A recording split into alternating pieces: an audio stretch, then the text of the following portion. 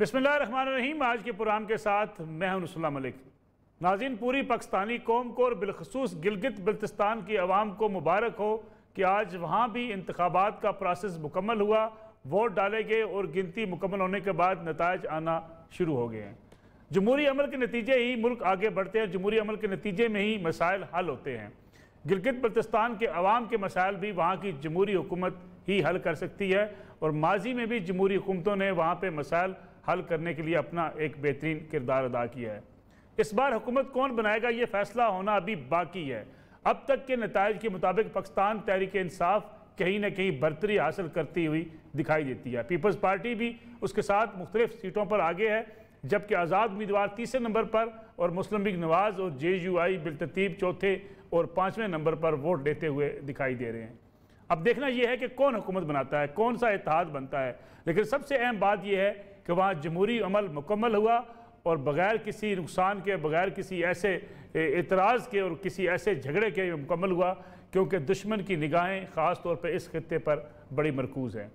DG ISPR major general Babar Iftikhar ने भी जब प्रेस कॉन्फ्रेंस की थी तो इस खदशे का इजहार किया था कि हिंदुस्तान गिलगित बल्तिस्तान को टारगेट किए हुए है और वहाँ पे कोई ऐसी कार्रवाई हो सकती है, उस खित्ते को डिस्टेबलाइज करने की कोशिशें हो सकती हैं, क्योंकि CPAC का मरकज़ गिलगित बल्तिस्तान है।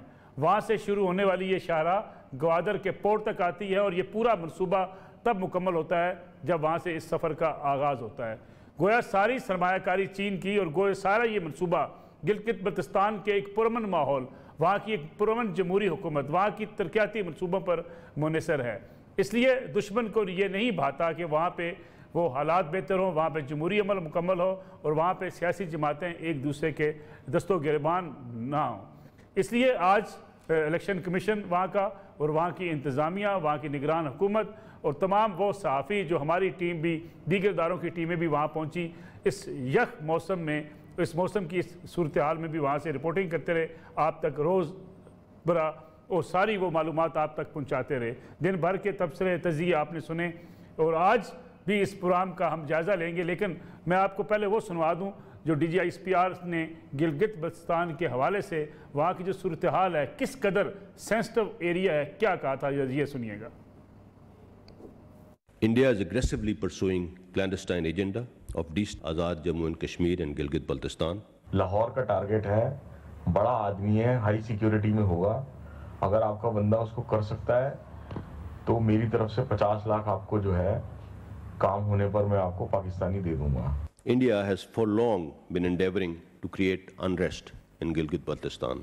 Raw and IB high लिए इस सूरत हाल में भी आपके सामने है कि क्या वहाँ पे सूरत हाल थी और इसके बावजूद अगर पुरअमन इंतखाबात होते हैं, वहाँ जमहूरी हुकूमत बनती है, तरक्याती काम आगे बढ़ते हैं, CPAC तेज़ी के साथ आगे बढ़ता है, तो इसमें पूरी पाकिस्तानी कौम का और पाकिस्तान का मुफाद भी है। आज का इलेक्शन प्रोसेस कैसा रहा, इसका भी जायज़ा लेंगे। हमारे नुमाइंदे खुसूसी सलमान हैदर वहाँ हमारे साथ मौजूद होंगे गिलगित से, और उसके साथ साथ जो गिलगित बल्तिस्तान के इलेक्शन है, पूरा इलेक्शन प्रोसेस है, कौन से विनिंग हार्सेस थे, पार्टियाँ कैसे बदली गई, किस पार्टी का कौन सा उम्मीदवार था और किन किन हलकों में किसको अक्सरियत हासिल थी और वोटिंग प्रोसेस कैसा हुआ, इसका भी जायज़ा लेंगे। अली अहमद जान सीनियर तजियाकार हमारे साथ मौजूद है इस्लामाबाद स्टूडियो से। अली अहमद जान साहब, आपका भी बहुत शुक्रिया। इसके साथ साथ वज़ीर आला के उम्मीदवार थे मुस्लिम लीग नवाज़ की तरफ से हफीज़ुर रहमान और पीपल्स पार्टी की तरफ से थे अमजद हुसैन एडवोकेट और पाकिस्तान तहरीक इंसाफ की तरफ से थे फिदा मोहम्मद नाशाद साहब। कोशिश करेंगे तीनों इन उम्मीदवारों से भी बातचीत करें कि इलेक्शन के नताइज क्या उनकी तवक्को के मुताबिक हैं और अगर कहीं शिकायत है तो शिकायत क्या हो सकती है। लेकिन सबसे पहले आपको लिए चलते हैं सलमान हैदर के पास गिलगित बल्तिस्तान में, ताकि आज की सारा दिन की जो सूरत हाल रही वो भी आप तक पहुँचा सकें। सलमान, ये बताइएगा, मजमूई तौर पर तो बड़ी पुरअमन पोलिंग हुई, कोई शिकायत नजर आई आपको कहीं पॉलिटिकल पार्टीज आपस में एक दूसरे के खिलाफ शिकवे शिकायतें करती हुई या कोई धांधली के इल्जाम लगाती हुई? बहुत शुक्रिया मलिक साहब। मलिक साहब, मैं सुबह से ही ऑलमोस्ट 6:30 बजे से इस प्रोसेस का हिस्सा रहा, पहला वोट कास्ट करने के स्टार्ट से लेके उसके बाद चीफ इलेक्शन कमिश्नर से हमारी मुलाकात हुई, उनसे भी हमारी बात हुई। हमने कहा कोई रिजर्वेशन है किसी इलाके के हवाले से, तो उनका कहना था नहीं। मैंने आज सारा दिन में, क्योंकि एवरी आवर में टॉप ऑफ द आवर में हिट दे रहा था, तो ऑलमोस्ट मैंने ट्रांसमिशन के दौरान भी मिला के 20 से 25 पोलिंग स्टेशन को मैंने खुद विजिट किया। ये तमाम प्रोसेस, सबसे पहले तो मैं ये बता दूं कि पाकिस्तान के जितने भी इलेक्शंस मैंने कवर किए, गिलगित बल्तिस्तान का तीसरा इलेक्शन मैं कवर कर रहा हूँ, आज़ाद कश्मीर का भी, इतना सहल प्रोसेस मैंने अभी तक नहीं देखा। बाकी का चीज़, इस प्रोसेस को इतना फ्री एंड फेयर मैंने इससे पहले कभी नहीं देखा। हर पोलिंग स्टेशन में हमारी एक्सेस थी। इवन जब काउंटिंग स्टार्ट हुई तो मैं खवातीन के पोलिंग स्टेशन के अंदर मौजूद था, उनके साथ मिलकर काउंटिंग का मेरा आगाज हुआ। हर पोलिंग एजेंट को प्रिजाइडिंग ऑफिसर बाकायदा पूछता था कि जनाब अब 5 बज गए हैं तो क्या अब हम गेट बंद कर दें? और उसके बाद हर एक सीरीज जो सील्स लगी होती थी डब्बे के अंदर, बैलेट बॉक्स के डब्बे के अंदर, उस बैलेट बॉक्स पे तो हर एक को कोड एक्सचेंज किए जाते थे कि देखिए ये सुबह ये कोड था, क्या यही वाला कोड है, हम इसको कट करने लगे। यानी मुझे बहुत ज्यादा ट्रांसपेरेंसी नजर आई। अच्छा, पब्लिक की इन्वॉल्वमेंट, सलमान, पब्लिक की इन्वॉल्वमेंट कैसी थी, जोश और जज्बा कैसा था वोटर्स का? Unbelievable sir. कल रात तक इस मौसम को मैं ऑब्जर्व कर रहा था, ठंडक थी। सुबह मैंने सारे पहाड़ों को बर्फ से सफेद देखा है, ठंडा यख मौसम, नुक्ता जमात पर, लेकिन लोगों का मोराल, खवातीन की पार्टिसिपेशन, बच्चों की पार्टिसिपेशन, खवातीन बच्चों को लेके सुबह ही आ गई कि इसके बाद नाश्ते के प्रोसेस को शुरू करेंगे। बाप अपनी बेटियों को लेके आ रहे थे, शौहर अपनी बीवियों को लेके आ रहे थे, भाई अपनी बहनों को लेके आ रहे थे। यानी खवातीन की पार्टिसिपेशन ने तो एक बार हैरान करके रख दिया। लेकिन पार्टी के कारकुनों का, वोटर्स का आपस में मेल जोल कैसा था? जो हमारे तो लोग अक्सर पंजाब में, बाज इंटीरियर पंजाब में लड़ पड़ते हैं, एक दूसरे से बात नहीं करते। पॉलिटिकल पार्टीज के कारकुनों का आपस में मेल जोल, मलिक साहब, ये भी अनबिलीवेबल है। मसला ये है, यहाँ बिलीव मी कि आज मेरी एक कपल से मुलाकात हुई, बीवी कर रही है सपोर्ट पाकिस्तान पीपल्स पार्टी को और शौहर सपोर्ट कर रहा है पाकिस्तान तहरीक इंसाफ को। अच्छा। और they are very much happy with each other. इसी तरह एक फैमिली में अगर बाप किसी को सपोर्ट कर रहा है तो बेटा किसी और को सपोर्ट कर रहा है, तो लड़ने और बढ़ने का सवाल ही पैदा नहीं होता। कहीं ना कहीं से कोई ना कोई आपस में रिश्तेदार और बरादरी के साथ अटैच है। वो वक्त था 1994 से पहले कि जब सेक्रेटेरियन बुनियाद पे इधर को फड्डे हो जाते थे, मगर जब जमाती बुनियाद पे हुए तो इस तरह तो मैं तो इस पूरे इलेक्शन को चिलास, दियामर, गिलगित, गिजर तमाम जगहों से कवर किया। एक सुलह और बड़ा बारीकी से लोग गुजरे हैं मुखालफत को भी लेके। मैंने झगड़े फड्डे मैंने तो नहीं देखे और खुश हैं। यानी मैं, कुछ ऐसे लोग हैं जो मैं अभी मैं जमील साहब के हल्के से होके आ रहा हूँ, तो हमें मैं फतेहुल्लाह के पास है तो मुझे वही चेहरे यहाँ भी नजर आ रहे हैं। एडमिनिस्ट्रेशन का टेंट किसी तरफ नजर आया आपको? एडमिनिस्ट्रेशन का, सॉरी मलिक साहब मैं आवाज नहीं सुन पाया। एडमिनिस्ट्रेशन का टेंट किसी तरफ नजर आया आपको? अच्छा, किसी तरफ। अच्छा, मैंने ये भी लोगों से पूछा कि क्या है, तो उन्होंने कहा कि नहीं, अगर किसी को फैसिलिटेट करने का एडमिनिस्ट्रेशन की तरफ से था तो उन्होंने कहा ये कहना ही अजीब है क्योंकि एफसी इधर है, अच्छा सिंध पुलिस इधर है, पंजाब पुलिस इधर है, अच्छा, और इसके अलावा रेंजर्स इधर है और गिलगित बल्तिस्तान का जो जीबी स्काउट है वो भी इधर है। तो मुझे किसी जगह पे किसी ने रोका तक। सलमान मैं वापस आपकी तरफ आता हूँ। इलेक्शन डे की सूरत भी आपसे डिस्कस करेंगे। अली अहमद जान साहब से पूछ रहे हैं कि 2010 में इलेक्शन हुए, वफाक में पीपल्स पार्टी की हुकूमत थी, इसलिए वहाँ गिलगित बल्तिस्तान में पीपल्स पार्टी की हुकूमत बनी। 2015 में वफाक में पाकिस्तान मुस्लिम लीग नवाज की हुकूमत थी, इसलिए वहाँ पे जब इलेक्शन हुए तो वहाँ पे मुस्लिम लीग नवाज की हुकूमत बनी। आज मरकज़ में वफाक में पाकिस्तान तहरीक इंसाफ की हुकूमत है और लगता यह है कि गिलगित बल्तिस्तान के अंदर भी क्या यही तारीख दोबारा सलमान दोहराई जा सकती है?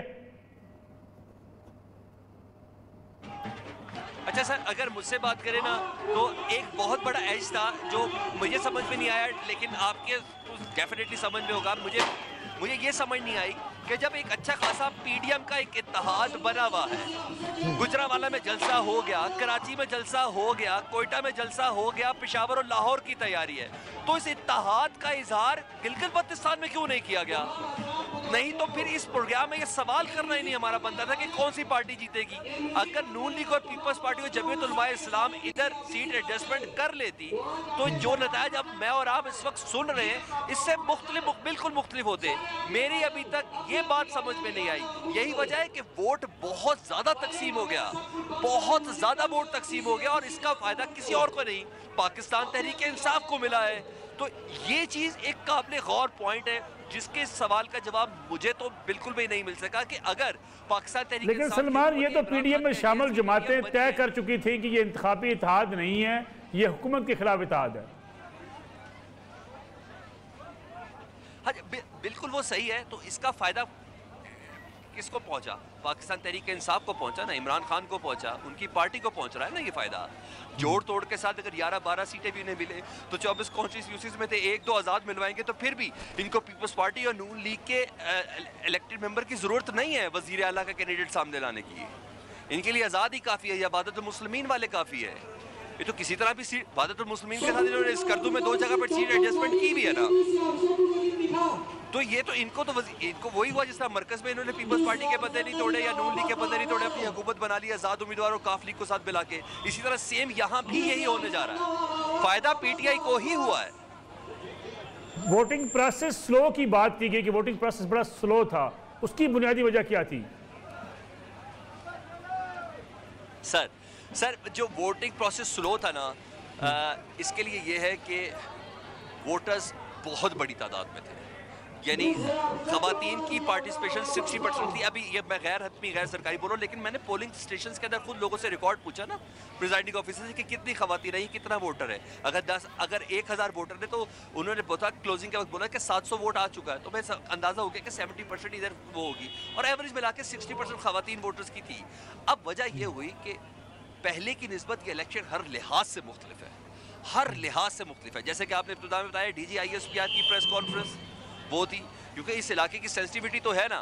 मैं दोपहर में भी बता रहा था कि इस इलाके में जगह जगह भारत की निशानियां हैं, उनके से पकड़े गए हेलीकॉप्टर्स इधर हैं, इन चौकों के नाम भारत की छोड़ी हुई निशानियों के ऊपर है। इनकी आर्काइव में देखें तो भारतीय यूनिफॉर्म्स उधर मौजूद हैं। पता चला यहाँ के वहाँ के फौजी पकड़ के इन्होंने अंदर दिए हुए थे। लाइक ये गिलगित बल्तिस्तान का कल्चर, पॉलिटिकल कल्चर, ठीक है, इलाके की सेंसिटिविटी बिल्कुल मुख्तलिफ है। सलमान हमारे साथ, सलमान रहे आप हमारे साथ मौजूद। हम एक कमर्शियल ब्रेक लेनी है, कमर्शियल ब्रेक से वापस आएंगे तो तजियाकार भी हमारे साथ मौजूद होंगे और वहाँ से वजारत आला के उम्मीदवार मुख्तलिफ पार्टियों के, उनसे भी बात होगी आफ्टर शॉर्ट ब्रेक।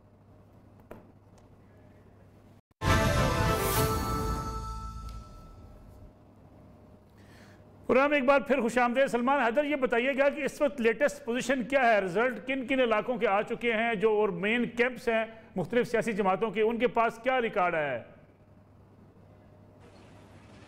अच्छा, इस वक्त फर्स्ट पोजीशन पे जो मेरे पास रिजल्ट, तो खैर मैं एक लोकेशन पे हूँ जो मेरे पास फोल्डर के थ्रू आ रहा है, जो इधर के लोकल जीबी के जो जर्नलिस्ट हैं जिन्होंने कंपाइल किया है। तो अभी तक पाकिस्तान तहरीक इंसाफ टॉप पे चल रही है, Pakistan peoples party 2nd number पर आ रही है और मुस्लिम लीग नून 3rd नंबर पर आ रही है। गिलगित शहर इस वक्त जिस हल्के के अंदर मैं मौजूद हूँ, यहाँ फतहुल्लाह साहब कामयाब है और जिन्होंने जिन 2 बड़े कैंडिडेट्स को डिफीट किया है, एक साबिक स्पीकर है इधर की असम्बली के जमील साहब, उन्हें डिफीट किया है, और साबिक वज़ीर आला हफीजुर रहमान साहब, उन्हें इन्होंने डिफीट किया है और इनकी भरपूर तरीके से कैंपेन चलाई थी। फतहुल्लाह साहब शुरू से पीटीआई में थे, न्याजी साहब ने जी ये शुरू से, मैं लास्ट इलेक्शन में भी कवर किया था तो सरीना में हमारी इमरान खान साहब से मुलाकात थी, तो उस मुलाकात में भी ये बैठे हुए थे। ये शुरू से ही पाकिस्तान तहरीक इंसाफ में, इन्होंने अपनी सियासत का कैरियर पाकिस्तान तहरीक इंसाफ से ही किया है। कारोबारी शख्सियत है ये और इस इलाके में इनका अच्छा रसूख है और अभी उन्होंने विनिंग स्पीच भी की है, तो स्पीच में भी उनका ये कहना था कि वज़ीर आज़म पाकिस्तान को उनके वादे याद दिलाएंगे अबूरी सूबे के हवाले से जो उन्होंने ऐलान कर दिया है। ऐलान तो इससे कबल भी पीपल्स पार्टी के दौर में हुआ था, लेकिन अबूरी सूबे के जो मुंदरजात थे वो अभी तक डिफाइन नहीं हुए। हफीजुर रहमान साहब के हारने की वजह क्या है? क्या हफीजुर रहमान साहब की कारकर्दगी बड़ा मसला थी? क्या वजह क्या उनके हारने की? अच्छा, ये मेरे लिए बहुत हैरानकुन फैक्टर है। हफीजुर रहमान साहब की कारकर्दगी से इधर जितने भी बुजुर्ग हजरात थे वो बहुत ज़्यादा मुतमईन थे।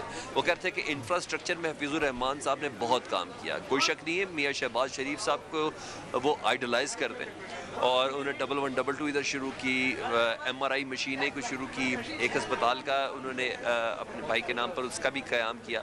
ये सब चीज़ें गिलगित की खूबसूरती में और गिलगित के सफाई सुथराई में उन्होंने काफ़ी ज़्यादा किरदार अदा किया। लेकिन जब मेरी इधर की यूथ से गुफ्तगू हुई कराकोरम इंटरनेशनल यूनिवर्सिटी के अंदर, जब मैं यूथ के साथ एक सेशन मैंने पूरा किया तो उनका ये कहना था कि ये सारी चीज़ें वो शो ऑफ के ज़ुमरे में ले रहे थे।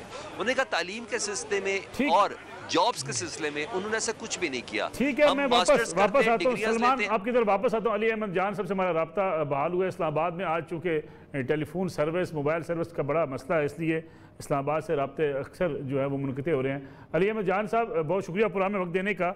ये बताइएगा कि इलेक्टेबल्स का कितना असरात हैं वहाँ पे KP के गिलगित बल्तिस्तान के इलेक्शन में?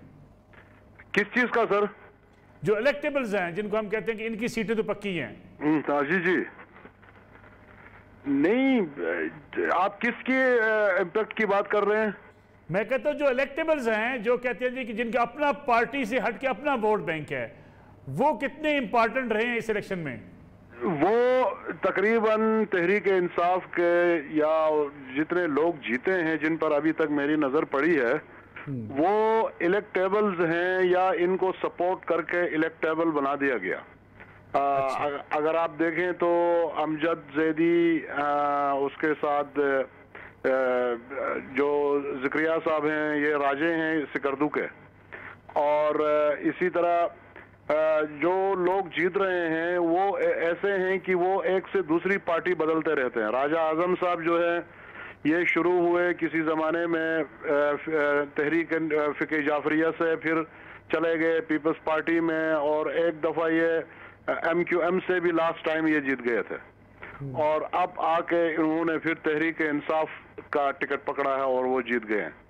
तो ये वो लोग हैं जो आज़ाद जीते हैं। ये भी बुनियादी तौर पे इनको टिकट नहीं मिला है तहरीक इंसाफ का, या अब वो चले जाएंगे तहरीक इंसाफ में, और वो भी इलेक्टेबल बन गए।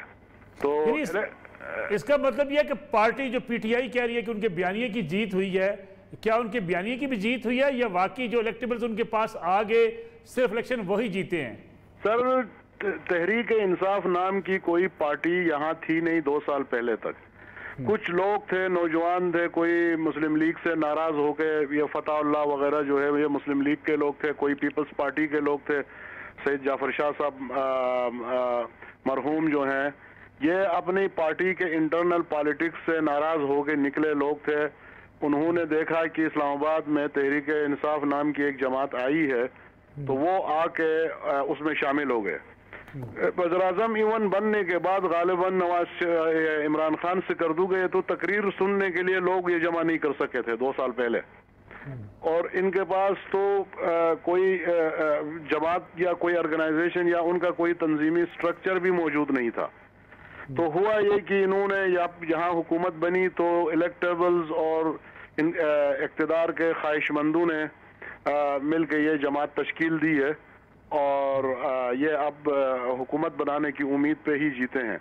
जहाँ तक नरेटिव की बात है, तो तहरीक इंसाफ का कौन सा नरेटिव है? पीपल्स पार्टी इलेक्शन लड़ रही है यहाँ पे, उसका कहना यह है कि उसका कोई डेवलपमेंट का कोई वादा नहीं है कि हम आपको सड़क बनाएंगे, रोड बनाएंगे, नहीं। वो 2 बातें कर रहे हैं कि एक तो ये जो गैर आइनी सूबा है, अबूरी सूबा है, वो तो 2009 में वो दे चुके हैं, और अब उसको आइनी बनाना है। जबकि ये एक बात वज़ीर-ए-आज़म भी नहीं कह रहे हैं कि हम आइनी सूबा बनाएंगे, वो अबूरी सूबा कहते हैं। तो उस पर पीपल्स पार्टी वाले कह रहे हैं कि भाई अबूरी सूबा जो 2009 का है, एक चीफ मिनिस्टर है, एक गवर्नर है, एक असेंबली है, उससे ज्यादा क्या हो सकता है? और दूसरी बात जो उसने कहा पीपल्स पार्टी ने, वो CPEC में ड्यू शेयर देने का। अच्छा, मुस्लिम लीग इलेक्शन लड़ी है, पूरा उसका नैरेटिव था अराउंड इट्स पास्ट परफॉर्मेंस कि हमने आपके सड़कें बनाए, अस्पताल बनाए, स्कूल बनाए। अभी आप लेकिन परफॉर्मेंस थी अपना, बिल्कुल थी परफॉर्मेंस थी। और इसके अगर देखा जाए तो, अगर गैर जानिबदाराना तौर पर राय दी जाए तो मुस्लिम लीग ने अपना ट्रू जो फेस है, जो ये बुनियादी तौर पर एक सरमायादारों की एक जमात है जो कारोबारी तबके के उसको सामने रखता है, जो इस बात के बिलीवर हैं कि घोड़े को आप दाने डालें तो मुर्गियां खुद ब खुद पल जाएंगी। तो ये कर रही थी वो अपना, उस हिसाब से उन्होंने सड़कें बनाई हैं, चाहे उसका पॉवर्टी पे इम्पैक्ट हो या ना हो। स्कूल उसने बनाए हैं, बिल्डिंगें बहुत अच्छी बनी हैं, उसमें शायद टीचर ना दे सके हों, अस्पताल भी बड़े अच्छे बनाए, हो सकता है डॉक्टर ना हो, लेकिन जो इंफ्रास्ट्रक्चर का उनका है, जिस तरह वो लाहौर में कर रहे हैं, जिस तरह वो पिंडी में कर रहे हैं, इस्लामाबाद में कर रहे हैं, वो आप परफॉर्मेंस को उसको आप उसको निगेट नहीं कर सकते हैं। अली अहमद जहां साहब, फिर PMLN हारी क्यों, तीसरे नंबर पे भी नहीं आ रही? सर ये अमूमन हर बार ऐसा होता है, हुकूमत हमारे यहाँ लोग एकदम बोर हो जाते हैं। कभी पाकिस्तान में भी एक जमात को मुसलसल दूसरी बार कामयाबी नहीं मिली है, तो हम बहुत जल्दी बोर हो जाते हैं, इसलिए तो हम मार्शल के खिलाफ भी उठकर रेजिस्ट करते हैं। वरना मशरक़ी वस्ता में और दुनिया के दिगर ममालिक में जहाँ पर एक बार आदमी आता है तो जिंदगी भर वो जाता नहीं है, हम तो उसको फारिग कर देते हैं। तो ये हमारी एक फितरत है। अब पीपल्स पार्टी लास्ट टाइम जो है उसके का एक ही आदमी जीता था, इमरान नदीम, जो अभी हार गया है, और ये इस्माइल उसको भी हरवाया गया था, वो बाद में अदालत से जीता था। अब पीपल्स पार्टी का कम बैक देखें, अपोजिशन में होते हुए, उसके हाथ में कुछ न होते हुए उसका कम बैक मुझे बहुत काफी मौसर लग रहा है कि उसने जहां जहां भी कम्पीट किया है या वो फर्स्ट आई है, पहले नंबर पे आई है। तो ये मुस्लिम लीग के लिए थोड़ा सा अब एक थोड़ा रेस्ट चाहिए, उसके बाद वो कम बैक करेगी। यानी आप समझते हैं कि अगले इलेक्शन में PMLN वापस आ सकती है? नहीं, आ जाएगी, आ सकती नहीं, आ जाएगी। उसकी वजह ये है कि बस ये लोग थोड़े से नाराजगियां होती हैं कि आपने मेरा जो है आदमी को भर्ती नहीं कराया, तो आपने मुझे ये स्कीम नहीं दिया, तो आपने पार्टी के वर्करों को वो अहमियत नहीं दी। इस तरह के गिले शिकवे होते हैं ना कि जो पार्टी के कारकुन होते हैं या जो पार्टी के ओहदेदार होते हैं, वो अपनी क़यादत से, खास तौर पे वो जो हुकूमत में होते हैं, उनसे थोड़े से नाराज हो जाते हैं। अली अहमद जान साहब, ये शिकवा क्यों किया गया PMLN की तरफ से कि उनके लोगों को पार्टियों से चेंज करवाया गया, पार्टियों वफादारी बदली गई? मैं आपकी तरफ वापस आता हूँ। अमजद हुसैन एडवोकेट साहब जो पाकिस्तान पीपल्स पार्टी के उम्मीदवार वजारत आला के हैं, वो भी हमारे साथ मौजूद हैं। अमजद साहब, इलेक्शन के बारे में मजमूई तौर पर क्या समझते हैं आप? आपकी तवक्कुआत के मुताबिक रिजल्ट आ रहे हैं? कुछ जगहों में तो तवक्कुआत के मुताबिक है, कुछ जगहों पे अफसोस है। अब उसको देखते हैं। अभी तो रिजल्ट भी सच कंपाइल नहीं हुआ। अभी तो वो रिजल्ट टीवी चैनल तो वो रिजल्ट नहीं दिखा रहे जो हमारे पास है। अभी तक जो आपके पास रिजल्ट्स आए हैं उनके मुताबिक पाकिस्तान पीपल्स पार्टी कितनी सीटों पर आगे है? अभी हमारे हिसाब से हम 6 सीटों पे आगे हैं। कोई शिकायत तो नहीं आज पीपल्स पार्टी को इलेक्शन प्रोसेस में या इलेक्शन के दौरान? यहाँ तकरीबन हमें तो कुछ सीटों पे बड़ा अपसेट नजर आ रहा है और 4-5 तो इंडिपेंडेंट आ रहे हैं। तकरीबन मतलब 3 से 4 लोग इंडिपेंडेंट आके आ रहे हैं। तो ये भी एक अजीब सा साइन है, पॉलिटिकल पार्टीज की बजाय इंडिपेंडेंट्स आ रहे हैं। तो खैर, लेकिन आप समझते नहीं जो इंडिपेंडेंट आ रहे हैं वो इलेक्टेबल्स हैं, उनके अपने वोट बैंक थे। हाँ, ये भी तो है, इलेक्टेबल होता है, उसका अपना वोट बैंक होता है, बस इवेंचुअली हो जाता है। अल्लाह पाक बनाता है, किसी न किसी से बनाता है। अगर पीपल्स पार्टी इस पोजीशन में आ गई कि उसे किसी के साथ इत्तेहाद करके हुकूमत बनानी पड़ी, तो पीपल्स पार्टी PTI के साथ भी जा सकती है या PMLN के साथ जा सकती है?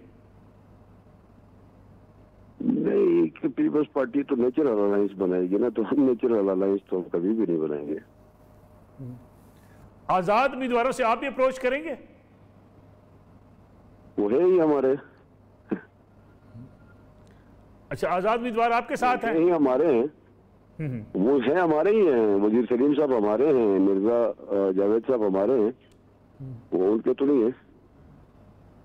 तो इस लिहाज से आप समझते हैं कि पीपल्स पार्टी हुकूमत बनाने की पोजीशन में आ सकती है? हाँ, हो सकता है, हो सकता है। बहुत शुक्रिया। अमजद हुसैन एडवोकेट साहब हमारे साथ मौजूद थे, पाकिस्तान पीपल्स पार्टी के उम्मीदवार हैं वज़ारत आला के लिए।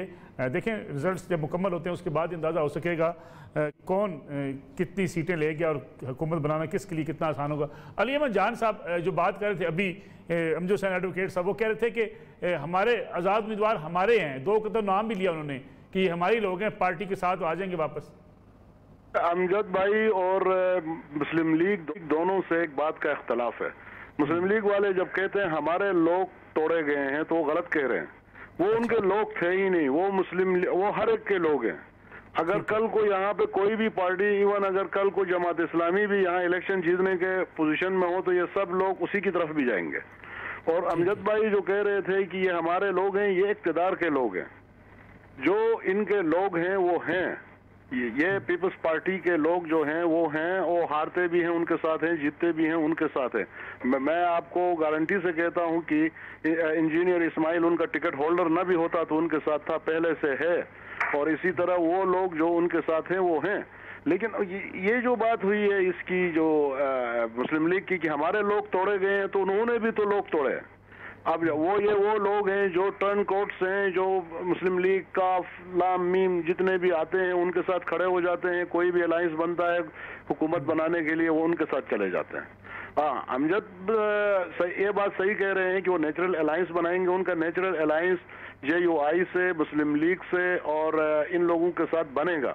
क्योंकि अगर तहरीक इंसाफ पीपल्स पार्टी के साथ हुकूमत बनाती है तो फिर उसका अपना नैरेटिव फिर नुकसान में चला जाता है। लेकिन मजलिस वाहिदुल मुस्लिमीन तो PTI के साथ ही जाएगी, वो उनके साथ जाएगी, MWM उनके साथ जाएगी। लेकिन तहरीक इस्लामी जो है वो पीपल्स पार्टी के साथ जाएगी। वो भी 2 धड़े हैं। तहरीक इस्लामी भी सीट जीत रही है कोई? ये मैंने रिजल्ट अभी इतना गौर से नहीं देखा। अगर जीत गई तो वो उनके साथ जाएगी। और उसके जमात इस्लामी का नहीं पता, लेकिन JUI की सीटें दियामर से आती हैं, वो मोस्ट प्रोबेबली वो पीपल्स पार्टी के साथ जाएंगे। और हो सकता है कि कुछ पक्के उनके वो हों आज़ाद उम्मीदवार जो पीपल्स पार्टी के साथ अभी भी अपनी वफादारी निभा सकें तो निभाएंगे। वरना तो ये होता है कि इलेक्शन का रिजल्ट जिस दिन आता है उसी दिन शाम को आके उनके गले में मफलर डाला जाएगा और वो उनको कप्तान का जो है सिपाही साबित किया जाएगा। तो इस लिहाज से तो फिर हम समझें कि अली अहमद जान साहब PTI के लिए हुकूमत बनाना बड़ा आसान होगा? नहीं, आसान है। हुकूमत जिसकी इस्लामाबाद में हो, नसरुल्लाह साहब, उसको गिलगित में और कश्मीर में हुकूमत बनाना उनके लिए बहुत आसान है। उसकी वजह यह है कि एक तो गिलगित बल्तिस्तान में उनका कोई रेवेन्यू नहीं है, तो उनका कोई बजट नहीं है। वो ग्रांट जो इस्लामाबाद से मिलती है वो ग्रांट होती है, वो उनका ड्यू कोई कॉन्स्टिट्यूशनल शेयर नहीं होता। उस ग्रांट पे चूंकि उनकी डेवलपमेंट होती है, उनकी तनख्वाहें आती हैं, उनका सारा वो सिलसिला चलता है। तो वो जब तक वफाक और प्रोविंस में एक पार्टी की हुकूमत न हो तो वो प्रोविंशियल गवर्नमेंट चलाना भी मुश्किल हो जाता है।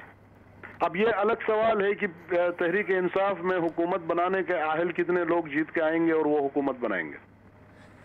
चलें अली अहमद जान साहब, एक छोटी सी कमर्शियल ब्रेक ले लें। कमर्शियल ब्रेक से वापस आएंगे तो फिर सलमान हैदर साहब के पास से पूछेंगे कि क्या जश्न मनाना शुरू कर दिया गया है और उसके लिए क्या SOPs हैं, पुलिस है वहाँ पे, लॉ एंड ऑर्डर मेंटेन करना कितना बड़ा इशू, इस पर बात करते हैं after short break.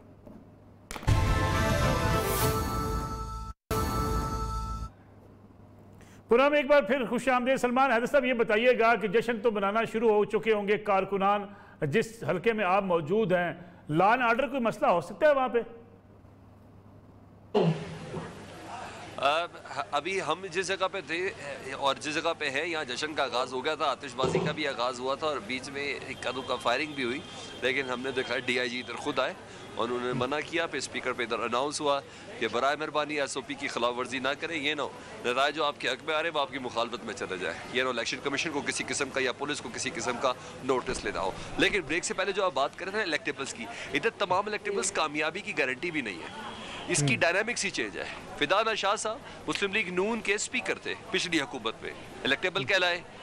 Pakistan Tehreek Insaf ने उन्हें तोड़ा और इस वक्त हार रहे इस कर्ज से। जिस जगह पे मैं हूँ ये साहब वजीर आला के कैंडिडेट थे नहीं, मगर फिदा साहब की हारने की सूरत में ये कैंडिडेट बन जाएंगे। यानी बिल्कुल सही कहा आपने कि मरकज के साथ अटैच रहना बहुत जरूरी है। लेकिन सलमान हैदर साहब जो वफाकी वुज़रा जो वहाँ पे गए, सलमान हैदर वफाकी वुज़रा जो वहाँ पे गए, क्या लोगों ने उस पर तनकीद नहीं की? वफाकी वुज़रा जाके अगर वहाँ पे जलसे कर रहे हैं, वहाँ पे मनसूबों का ऐलान कर रहे हैं, हालांकि PTI इस सारे नज़रिए की मुखालफ है। किसी हुकूमती अहदेदार को इलेक्शन प्रोसेस का हिस्सा नहीं बनना चाहिए, इलेक्शन पर असरअंदाज नहीं होना चाहिए। अच्छा, वफाकी मुज़रा, क्योंकि मैं कम से कम पिछले 2 इलेक्शन और ये वाले इलेक्शन को मैं कंपैरिजन कर सकता हूँ। वफाकी मुज़रा में अली अमीन गंडापुर इधर थे, जुल्फी बुखारी एलिजिबल थे, मैंने चीफ इलेक्शन कमिश्नर से खुद पूछा। अच्छा, सैफुल्लाह न्याजी एलिजिबल थे। ये 3 अफराद थे जिन्होंने इधर किया। स्कर्दू में कुछ देर के लिए मुराद सईद गए, लेकिन फिर उन्हें डायरेक्ट वहाँ से इस्लामाबाद जाना पड़ा इलेक्शन कमीशन की तरफ से नोटिस लेने में। लेकिन इससे कबल माजी की जो हिस्ट्री, कमर ज़मान कारा साहब को इधर गवर्नर बनाया गया, केयर टेकिंग गवर्नर बनाया गया। बरजीज़ ताहिर को पिछली जब मुस्लिम लीग नून जिसमें जीती थी, उसमें बरजीज़ ताहिर इधर के गवर्नर थे, कैंपेन खुद चला रहे थे। सरीना में मैं ठहरा हुआ था, सरीना में तमाम मिनिस्टर्स मुस्लिम लीग नून के उधर मौजूद होते थे। इस तरह पीपल्स पार्टी की क्यादत थी। लेकिन जो सबसे बड़ी बेवकूफ़ी हुई है वो पिछले इलेक्शन में PTI ने बेवकूफ़ी की थी। इमरान खान साहब आए अपने जोम में अपने पर्सनैलिटी इम्पैक्ट को लेते हुए 3-4 दिन में सारी कैंपेन की और समझे बस विन विन विन गिलगित नहीं। लेकिन अली अमीन गंडापुर साहब ने तो वहाँ डेरे डाले रखे हैं, मुख्तलिफ मनसूबों का ऐलानात किए हैं। फिर पीपल्स पार्टी PMLN और PTI में फ़र्क क्या हुआ? कोई फर्क साबित नहीं हुआ। हाँ, अगर खुद इमरान खान साहब इधर होते, अगर खुद इमरान खान साहब के मुशीर, मैं जुल्फी बुखारी को इमरान खान नहीं समझता हूँ ना, अगर जुल्फी बुखारी इधर हैं, जिस तरह की इधर रिसेप्शन उन्हें मिलती थी, ठीक है, जबरदस्त किस्म का जलसे मैंने उनके खुद कवर किए, तो वो काफी ज्यादा रश लेते थे इमरान खान की। Thank you Salman, thank you. Ali Ahmad Jan sahab, final comment from your side के ये जो वफाकी वजीर अली अमीन गंडापुर साहब गए, उनकी कारकर्दगी भी हम समझें कि वो जिताने में कामयाब हुए हैं? सर देखिए, सबसे पहली बात तो ये है कि लेवल प्लेइंग फील्ड की बात है। लेवल प्लेइंग फील्ड ये होती है कि आप तमाम उम्मीदवारों को एक जैसे मौके मिले, तमाम पार्टीज को और तमाम लोगों को। इसके लिए गिलगित बल्तिस्तान का अपना कोई इलेक्शन कमीशन तो है नहीं, एक चीफ इलेक्शन कमिश्नर है, वो एक सिटिंग जज है, ठीक है। अच्छा, उसके बाद जो है उनके पास कोई इलेक्शन रूल्स थे नहीं, तो उन्होंने कहा कि हम भाई इलेक्शन रूल्स 2017 के जो पाकिस्तान के हैं उसी को अडॉप्ट करेंगे। इनका कोई कोड ऑफ कंडक्ट नहीं था जो 2018 का जो पाकिस्तान का कोड ऑफ कंडक्ट है, उसी एज इट इज उन्होंने अडॉप्ट किया। अली अहमद जान साहब, प्रोग्राम का वक्त बिल्कुल खत्म हो गया, बहुत शुक्रिया आपका। सलमान हैदर मसद मौजूद थे। नाज़रीन, गिलगित बल्तिस्तान के इलेक्शन मुकम्मल हुए, नतायज आप तक जल्द आ जाएंगे, मुकम्मल हो जाएंगे। हुकूमत किसकी बनेगी ये फैसला अभी होना बाकी है। इंशाअल्लाह अगले हफ्ते आपसे फिर मुलाकात होगी। इजाज़त दीजिए, अल्लाह हाफ़िज़।